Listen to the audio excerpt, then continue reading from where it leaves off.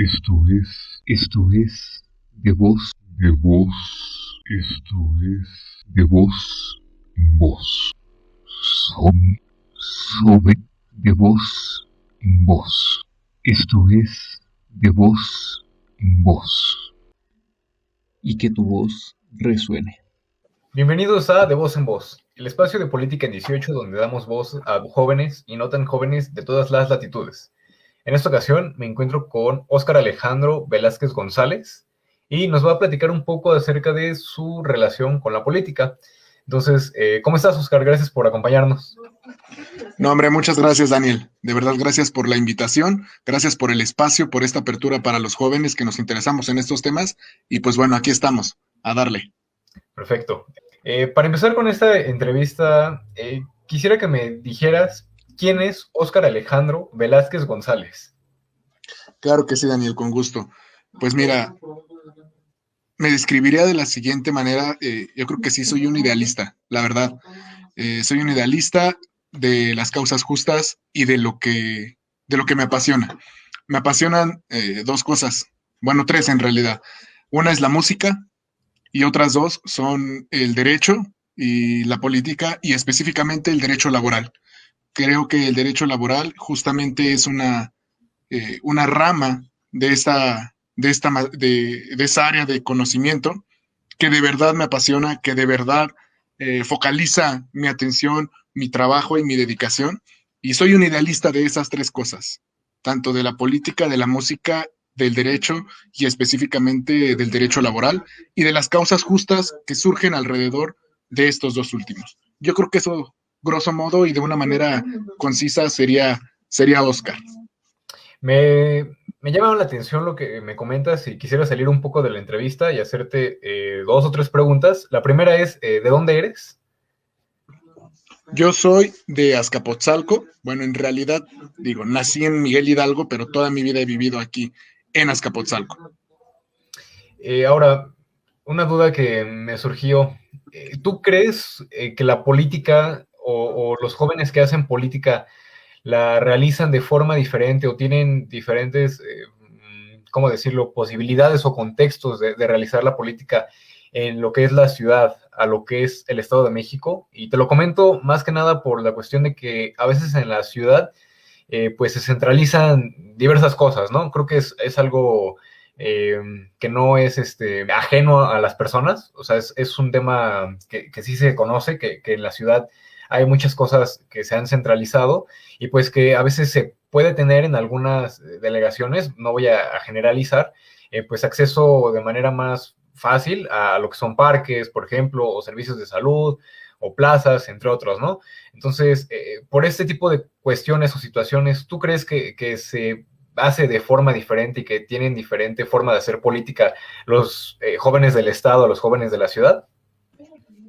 Yo creo que sí hay circunstancias que pueden llegar a incidir en la manera en la que un joven se desarrolla dentro de la política. Porque, por ejemplo, los municipios conurbados del Estado de México, que forman parte de esta gran metrópoli, básicamente ya es uno solo, ¿no? Junto con la Ciudad de México, yo creo que no hay tanta diferencia. Finalmente, como tú lo dices, los servicios están ahí, el alcance del transporte público, por ejemplo, el metro, eso es una manera de vida, es una forma de vida, ¿no?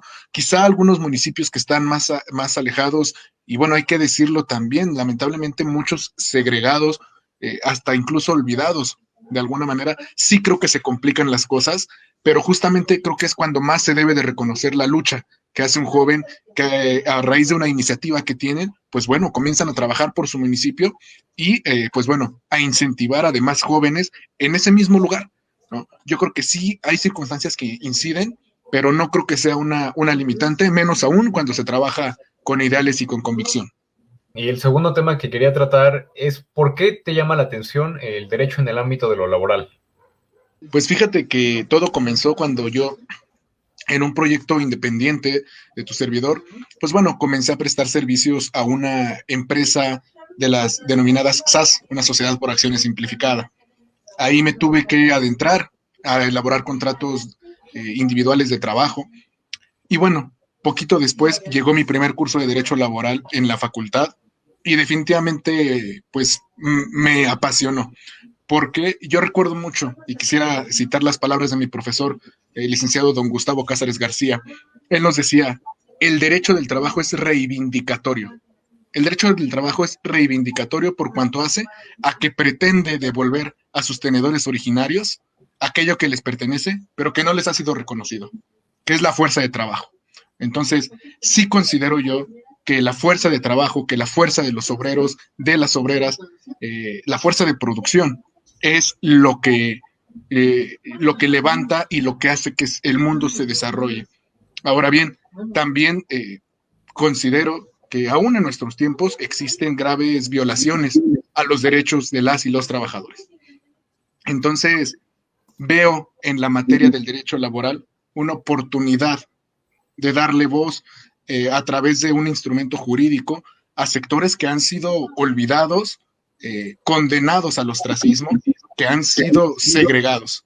Entonces, es por eso que me gusta mucho el derecho laboral, por la parte de los trabajadores. Y aquí no se trata de buenos y malos. ¿Por qué? Porque también me gusta la parte de las fuentes de empleo.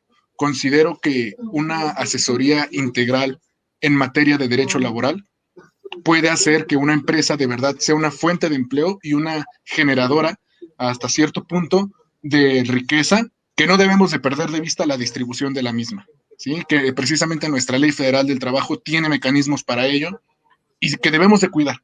Entonces, sí creo que el derecho al trabajo es imprescindible para un buen desarrollo económico y social de cualquier comunidad. Oscar, esto se relaciona, y lo veía en tu página de Facebook, con el hashtag Buenas y Mejores Leyes.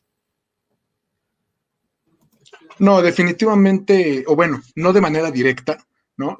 Buenas y mejores leyes es algo que siempre he pensado. Siempre he pensado que en buenas y mejores leyes se refleja la conquista de derechos en general. Claro, hay conquista de derechos laborales, ¿no?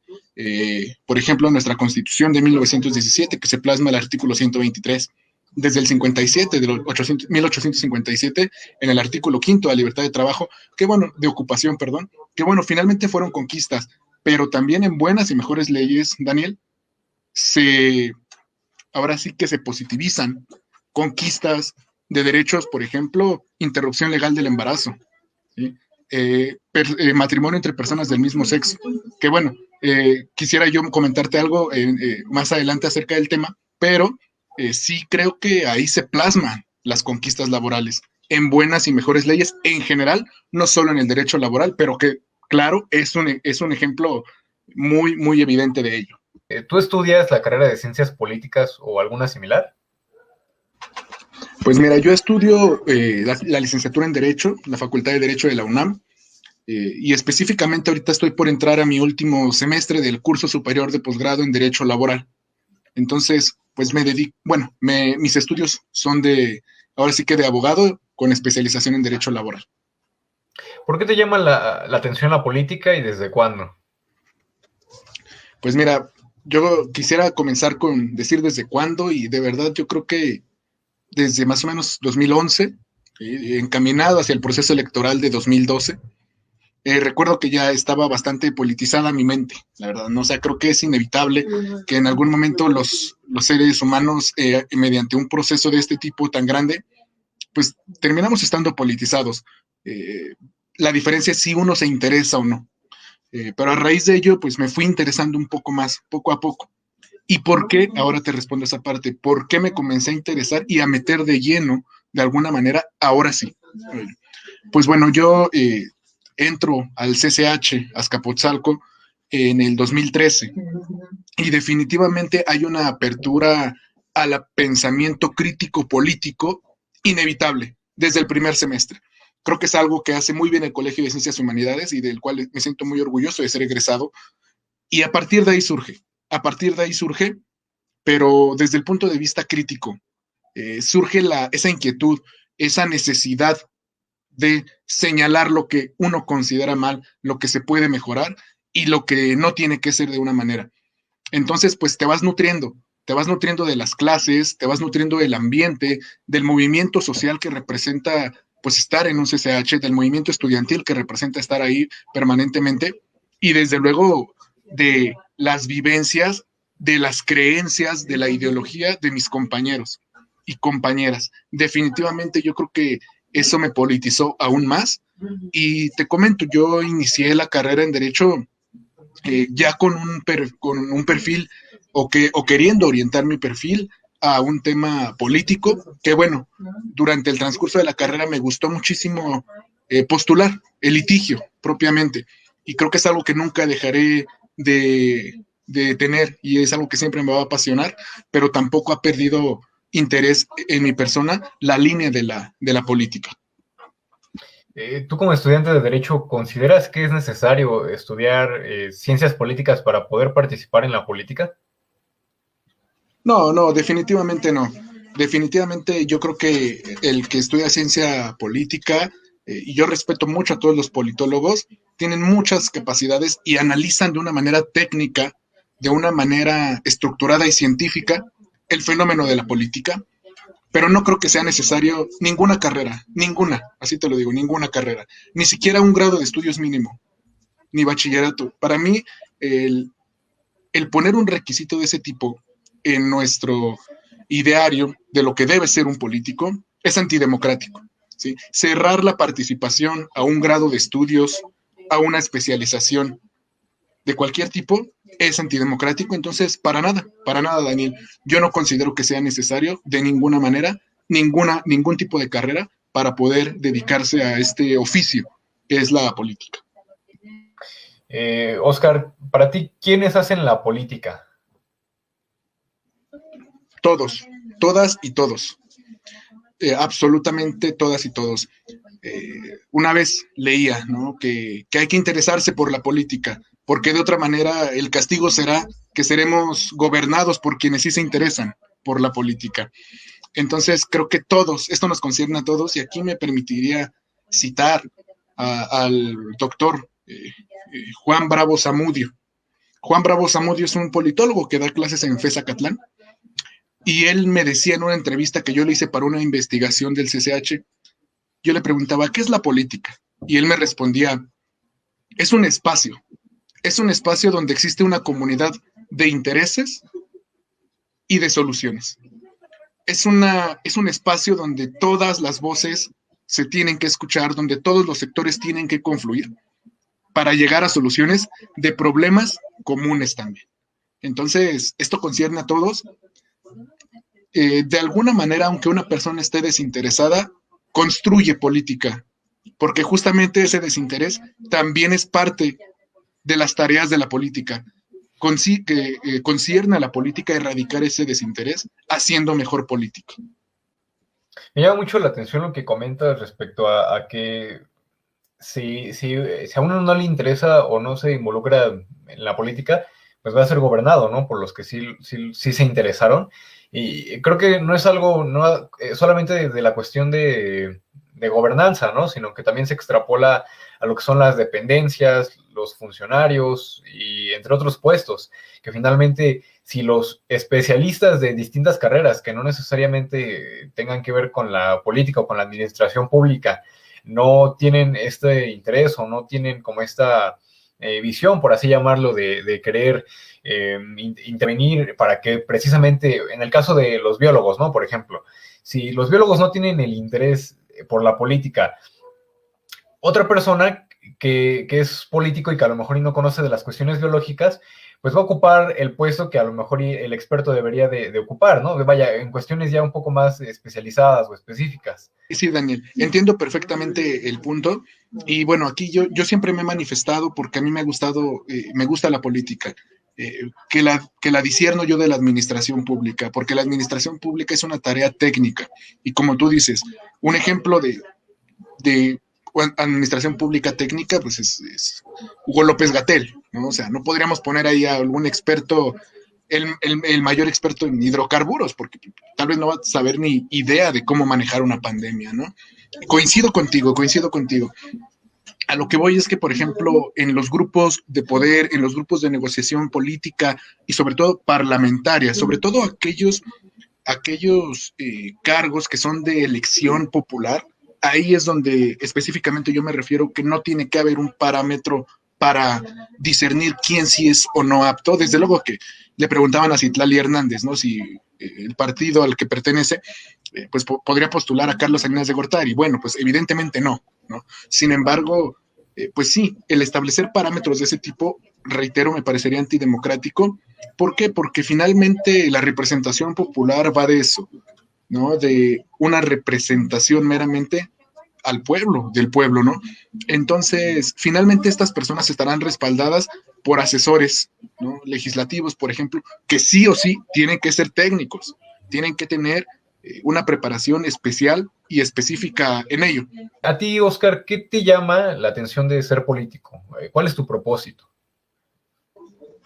Pues mira, la política, volviendo un poquito a mi respuesta anterior, es un espacio, pero también no deja de ser un instrumento. No deja de ser un instrumento para materializar las luchas, la lucha por las causas justas.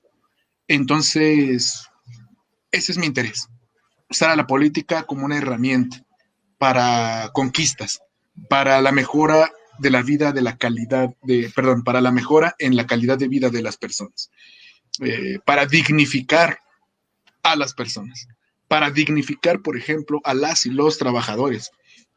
Digo, rápidamente te comento, en últimos años se ha ido dignificando un trabajo que había sido infravalorado, subestimado e incluso borrado, que es el de las personas trabajadoras del hogar. Entonces, poco a poco se han ido materializando. ¿Y cómo se ha hecho eso? A través de política, a través de iniciativas legislativas, a través de trabajo parlamentario, a través también de trabajo en la administración pública, hay que decirlo. Entonces, es un instrumento y por eso me interesa en ello, porque es un instrumento para la lucha por las causas justas, Daniel. ¿Estás en algún partido político, Oscar? Así es, yo soy, he sido simpatizante de Andrés Manuel López Obrador desde, pues como te decía, poco antes, incluso antes, como 2009, 2010, más o menos, igual yo muy pequeño, ya propiamente simpaticé con el partido al que antes él pertenecía, antes de que creara Morena, simpatizo con Morena y me vuelvo militante en 2017 del Movimiento de Regeneración Nacional. Digo, tan pronto tuve la oportunidad con mi credencial para votar, pues me afilié al partido y hoy sigo perteneciendo a Morena. ¿Por qué escoger ese partido? Mira, francamente yo soy obradorista, digo, soy morenista, pero antes de ello soy obradorista. Entonces, Obrador funda, junto con muchas compañeras y compañeros, este movimiento partido y, y es con quien yo me identifico. Yo me identifico con esta lucha, yo me identifico como una persona de izquierda, yo me identifico con la lucha por estos ideales y sigo estos principios. Entonces, definitivamente es una identificación casi total que yo tengo de mi persona con el partido y es por eso que pertenezco, es por eso que estoy muy motivado de pertenecer y de poder fortalecer de la mano de muchas compañeras y de muchos compañeros este gran partido, Dani. Algo que platicábamos en recientes programas, que hemos tratado, yo creo que a lo largo de la mayoría de los programas de política en 18 ha sido la cuestión de las izquierdas y las derechas. Tú, Oscar, ¿cómo podrías definir lo que es la izquierda o por qué te llamaría la atención pertenecer a la izquierda? Mira, la izquierda yo la identifico más allá de temas doctrinales y temas de ideologías de libro. Yo la identifico a la izquierda como una constante lucha, como una constante crítica al status quo de la política en determinado lugar, ¿no? Entonces, al considerarla yo como una crítica permanente, como una crítica constante, ¿sí? Exige un trabajo constante, exige el nunca estar conformes con lo que se tiene, porque por mejor que pueda hacer un trabajo, siempre se puede hacer mejor. Y desde luego que lo identificamos también, desde mi punto de vista, con la parte liberal, con la conquista y apertura de derechos a sectores que han sido segregados, a visibilizar luchas que no se han visibilizado antes y que se les ha borrado del mapa, ¿no? La izquierda hace que esas luchas resurjan, les da vida, les da voz a ese tipo de luchas. ¿no? Contrario, pues a la derecha yo la identifico pues más, pues sí, decirlo, un poco más o mucho más tal vez conservadora, que digo, se prefiere de ese lado pues mantener el perfil que se maneja, etcétera. No aboga por un cambio y por la evolución social. Yo creo que la izquierda también está en esa permanente evolución social y al menos en esa permanente lucha por dicha evolución. Así yo identificaría a mi izquierda, Dani. ¿Tus ideales se contraponen con algunos de los del partido que militas? Pues mira, yo diría que no y te voy a decir por qué. Porque la apertura en Morena es grandísima, es grandísima. Dentro del mismo partido hay personas que son un poco más radicales en su sentido etimológico, no en un sentido pues peyorativo, sino en un sentido etimológico de lo que es radical.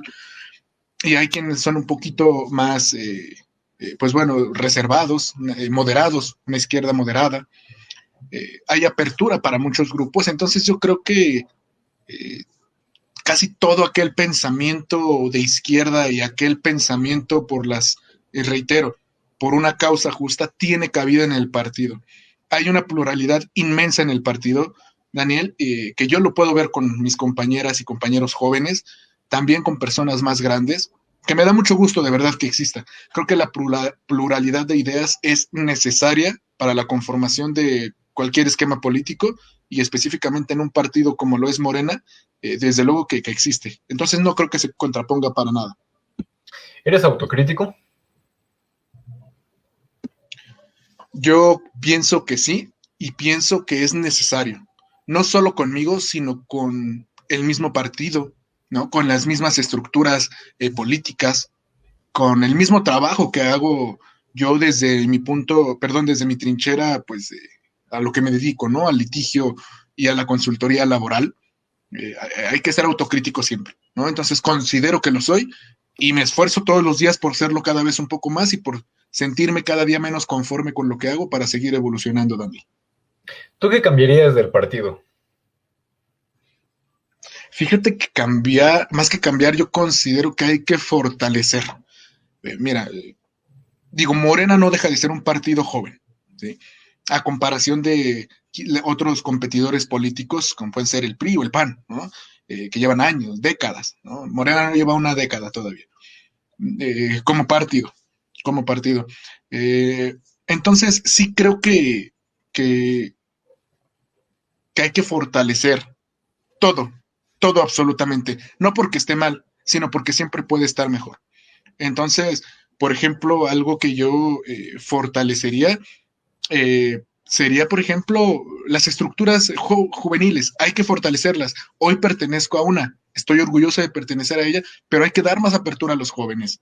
Entonces, a pesar de que se hacen bien las cosas, siempre se pueden hacer mejor, Daniel. Entonces, más que cambiar, yo creo que hay que fortalecer absolutamente todo para encaminar a buen puerto el partido. Para ti, ¿qué es lo difícil de hacer política y de ser político? Pues mira, yo creo que lo difícil en general de la política es a veces hacerla para todos. Nuestro presidente, por ejemplo, él desde el inicio de su sexenio dijo que iba a gobernar para todos, ¿no? Por ejemplo, decía mucho para ricos y pobres. Yo sí creo, y te lo digo desde el punto de vista laboral, desde que yo lo veo del derecho laboral, es bien difícil hacer política y complacer a todos los sectores en cualquier rama, en cualquier rubro. Pero es necesario y la política te da herramientas para estirar la liga hasta donde se pueda, porque tienes que hacer política para todos. Es tu obligación hacerla. Para eso estás ahí. Si alguien tiene la representación popular por elección de la gente, aún más tiene la obligación de hacerlo, ¿no? Y aunque sea por designación, por ejemplo, un secretario de Estado tiene la obligación de hacerlo, para todos, como más pueda, pero yo sí creo que es lo más difícil. Yo creo que es lo más difícil, no porque uno sea bueno, otro sea malo, sino por la diversidad de pensamientos y de posturas que hay en cualquier sociedad. En cualquier sociedad. Hay un principio del derecho, un principio general del derecho que reza ibis ocheta sibi ius, ¿no? Donde hay sociedad hay derecho. ¿Y por qué hay derecho donde hay sociedad? Porque hay que regular cosas, porque hay que regular circunstancias de la vida cotidiana, por la pluralidad de ideas, de pensamientos, de conductas. Entonces, el confluir todo eso en un país tan plural, tan rico y tan diverso como México, yo creo que es lo más complicado, pero no en un sentido malo, sino al contrario, por la pluralidad y el pluralismo que existe, yo creo que es lo más complejo. Sí, justamente te iba a comentar eso, que pues, también es complicado en un país como México, ¿no? Porque pues se tiene esta concepción de México como un país, pero realmente se podría decir que son muchos Méxicos. O sea, las realidades que se viven tanto en el norte como en el centro y el sur, a veces resultan abismalmente diferentes las unas de las otras, ¿no? Entonces, sí, es en un país como México, y vaya también por la extensión territorial, por las culturas, por la gran riqueza cultural que tenemos, pues sí es también una tarea complicada, ¿no, Oscar? Sí, claro, y si me permites, aquí quisiera agregar algo. Quisiera agregar algo que, como te dije, como te mencionaba hace un momento, que el presidente desde el inicio dijo que habría que gobernar para ricos y pobres, pero como él mismo lo ha sostenido, hay que priorizar, ¿no? Y como él lo ha dicho, por el bien de México, primero los pobres, y así en todo, hay que priorizar a los sectores desprotegidos, vulnerados, desfavorecidos, olvidados, segregados. Por esos sectores se tiene que ver primero, siempre. No hay otra manera de hacerlo desde mi punto de vista, ¿sí? Hay que primero igualar las condiciones para que ahora sí, a ver, ahora jalamos todos juntos, pero mientras eso no exista, hay que priorizar a los sectores que realmente lo necesitan. Oscar, ¿qué tan ciertas son estas dos frases? La primera, el que no tranza no avanza, y la segunda, que en la política se necesitan de contactos o de palancas para poder salir adelante o para poder lograr algo como un político. Me referiré a la primera, el que no tranza no avanza. Esto lo escucho mucho, no solo, pues bueno, en el ámbito político, sino también en el ámbito jurídico, ¿no? El que no tranza no avanza. Me parece que es bastante lamentable que siga permeando y que se le siga enseñando a los jóvenes, ¿por qué no decirlo? Incluso hasta en las escuelas llega a haber profesores que llegan a decir ese tipo de cosas, ¿no? O sea, sí creo que tenemos que desapegarnos, irnos apartando de ello, porque no lo considero cierto. Hay personas y grandes ejemplos a los que yo reconozco y respeto muchísimo. Lamentablemente, pues muchas veces eh, el entramado en el que uno se desarrolla, pues hay mucha corrupción, ¿no? Pero yo creo que es de reconocerse siempre el hecho de apartarse de ello. No son, que no debería de serlo, tal vez, porque es hacer lo correcto, pero sí es complicado y yo no creo que sea necesario. Me parece falsa, desde luego, esa afirmación. Y el hecho de tener contactos, de tener palancas, ¿no? Como se les suele decir, también lo considero falso. Considero yo que el trabajo de eh, de las personas comprometidas, convencidas, libres, sobre todo libres en pensamiento, libres en ideales, puede permear en su vida para lograr grandes cosas, ¿no? Y digo, no quisiera reiterar tanto a nuestro presidente de la República, pero bueno, hace unos años lo veíamos en el fango, lo vimos en la lucha social mucho tiempo, y bueno, es solo por decir un ejemplo que todos ubicamos, pero sigue habiendo muchos anónimos, muchos políticos y grandes políticos que siguen siendo quizá anónimos, pero que hacen la lucha social desde su trinchera política, desde su activismo social. Entonces, no creo que sea necesario y también me parece del todo falsa dicha afirmación, Daniel. Muchas personas desconfían de los políticos, entonces teniendo esto en cuenta, ¿tú consideras que como joven político es un reto demostrar que no eres igual a los demás? Es verdad lo que dices, que hay una desconfianza generalizada ya de muchas personas, pero no lo veo como un reto. Es una obligación, es una responsabilidad de cada joven demostrar desde el primer paso que da en su vida política que no es igual, por ejemplo, o que él tiene unos ideales más, pues ahora sí que más legítimos, ¿no? Más firmes, es la palabra. Yo creo que es una responsabilidad y tenemos que hacerlo, y sí es difícil porque hay descontento generalizado, hay un enojo también generalizado, y pues lamentablemente hay tristeza también a veces y decepción. Entonces hay que trabajar con ello. Entonces, por ejemplo, tu servidor, pues trabajamos de esa manera, escuchando a la gente, ¿no? Y bueno, a partir de ahí, tú generalizas la problemática, ¿no? Generalizas la problemática y desde tu trinchera, desde la iniciativa del activismo social, por ejemplo, y quienes tienen la oportunidad desde la iniciativa privada, sin necesidad incluso de un cargo público, sin necesidad de pertenecer a la política, se puede hacer algo. Pero dentro de la política, claro que se tiene que hacer esa labor de demostrar que uno tiene un trabajo diferente y un trabajo auténtico en pro de los demás. ¿De qué forma escuchas a la gente? De todas las que puedo, de todas las que puedo. Por ejemplo, yo soy una persona a la que le gusta mucho, bueno, soy muy observador, procuro ser muy observador, ¿no? Entonces, por ejemplo, en el transporte público, digo, ahorita pues también con las medidas de toda la sana distancia y todo eso, pues bueno, igual y no se puede hacer como antes, pero me gusta mucho escuchar a la gente, ¿no? Que se presta para platicar, que me dice que tiene algún problema. Entonces, ahí identificas una parte, por ejemplo. En el transporte público, pensemos. Otra, desde mi carrera, desde mi punto de vista de mi desarrollo profesional, te das cuenta de las problemáticas sociales cuando, por ejemplo, llegan varias consultas. Te llegan a consultar por un tema de derecho familiar, desde luego de derecho laboral. Entonces vas viendo cuáles son aquellas áreas de oportunidad, ¿sí?, que hay que mejorar. Y desde luego la otra es, pues mira, nosotros del partido, dentro de mi estructura a la que pertenezco, pues hacemos brigadas para informar a la gente a través de, pues, del periódico Regeneración, por ejemplo, del propio partido. Hacemos brigadas informando y escuchando así, tal cual, en los mercados, en los comercios, en las casas. Vamos escuchando a la gente, vamos escuchando sus necesidades, sus inquietudes, su descontento también, ¿no? Y muchas veces te escuchas muchas cosas buenas, muchas palabras de aliento, en general a los jóvenes, y muchas veces escuchas muchas palabras de enojo. Y lo último que tú tienes que hacer es enojarte o repeler dichas palabras, porque esas son las que más sirven. Ajá. Las palabras de descontento son las que te ayudan a identificar mejor cómo y dónde se está fallando. Entonces, pues esas son algunas maneras en las cuales creo yo que tenemos que, todos los que pretendemos esto de la política, escuchar de esa manera.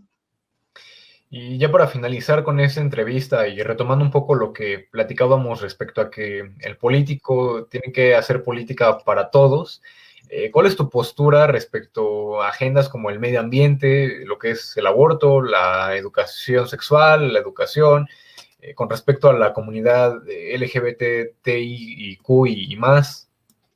Claro que sí, Daniel. Son agendas importantísimas. Medio ambiente. Hay que replantearse la manera en la que estamos viviendo. Hay que replantearse la manera en la que nos estamos conduciendo para el planeta en el que vivimos. Y a raíz de ello, poner atención y mejorar, ¿sí? Creo que es necesario que, si de pequeñas acciones podemos comenzar, hay que hacerlo. Pero políticamente, hablando de la agenda del medio ambiente, hay que focalizarnos en los objetivos, desde luego, de la Agenda 2030, y hay que perseguirlos, implementando con mano dura y con convicción lo que sea necesario.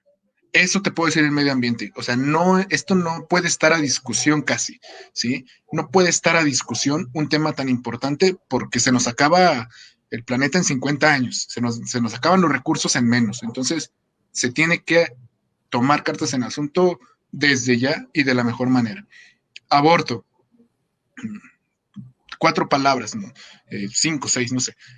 Libre, seguro, gratuito, y yo agregaría sin expresión de causa. Con eso digo todo.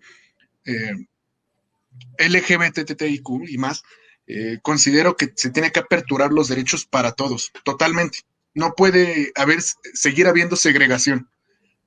Yo he analizado, pues, durante mi carrera varias leyes como parte del tronco común obligatorio, y llama la atención cómo sigue habiendo legislaciones que no prevén la comunidad a esta comunidad, a sus derechos, ¿no? Entonces, creo que se tiene que aperturar y creo que también se tiene que concientizar, porque lamentablemente sigue siendo un estigma en la sociedad todavía y se tiene que romper con ello, ¿no? Libertad absoluta para las personas y para el ejercicio de sus derechos. Educación, hay que fortalecerla. Sabemos el tema de la reforma educativa antes de Andrés Manuel y la reforma educativa y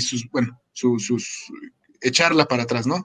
Con Andrés Manuel, que bueno, siempre ahí está el comentario de que no era realmente una reforma educativa, pero el tema con la educación es que hay que ver los lugares que no se han visto, los lugares que siguen estando olvidados. Hay que poner atención en las cunas de conocimiento que pues por uno u otro motivo no tienen los mismos recursos que otras escuelas. Por ejemplo, hay que decirlo, normales rurales, escuelas en general rurales de educación básica, ¿no? Hay que focalizar los esfuerzos ahí, hay que doblegar esfuerzos, yo te diría. Perdón, redoblar esfuerzos. Hay que redoblar esfuerzos en ese sentido. Y educación sexual, necesaria. Es necesaria la educación sexual en todos los ámbitos. Hay que acabar con los tabúes que existen de que a los niños y a las niñas hasta determinada edad se les puede hablar de educación sexual. Sí, claro, cuando tengan capacidad de comprender y una capacidad cognitiva de retenerlo, ¿no? O sea, pero no puede estar supeditado a una edad, ¿no? O sea, creo que la educación sexual y los tiempos así lo exigen, tiene que ser siempre, sí o sí, en casa, en la escuela y con apertura también. ¿Sí? Se sigue estigmatizando muchos temas y que creo que le hacen mucho daño al desarrollo y a la libertad sexual de las personas. Entonces, pues rápidamente esa sería mi postura respecto de estas agendas, Daniel. Pues te agradecemos muchísimo tu tiempo, Oscar, y también por habernos regalado esta entrevista. ¿Algo más que quisieras agregar antes de terminarla? No, hombre, muchas gracias a ti, Daniel. Y pues no, realmente únicamente reiterar mi agradecimiento a ti y a las personas que nos hagan el honor de observar esta entrevista. Pues bueno, aquí seguimos dando la lucha, Daniel. Un gusto de verdad y a tus órdenes de ti y del auditorio. El gusto ha sido mío y me parece que de toda la audiencia. Agradecemos mucho a ustedes que hayan visto este video. Si les gustó, los invitamos a que lo compartan en sus redes sociales, a que también reaccionen a este y a los otros contenidos que subimos a lo largo de la semana, a que nos vean el sábado a las 8 de la noche en Política en 18. Y esto ha sido de voz en voz. Esto es de voz, esto es de voz en voz. Soben de voz en voz. Esto es de voz en voz. Y que tu voz resuene.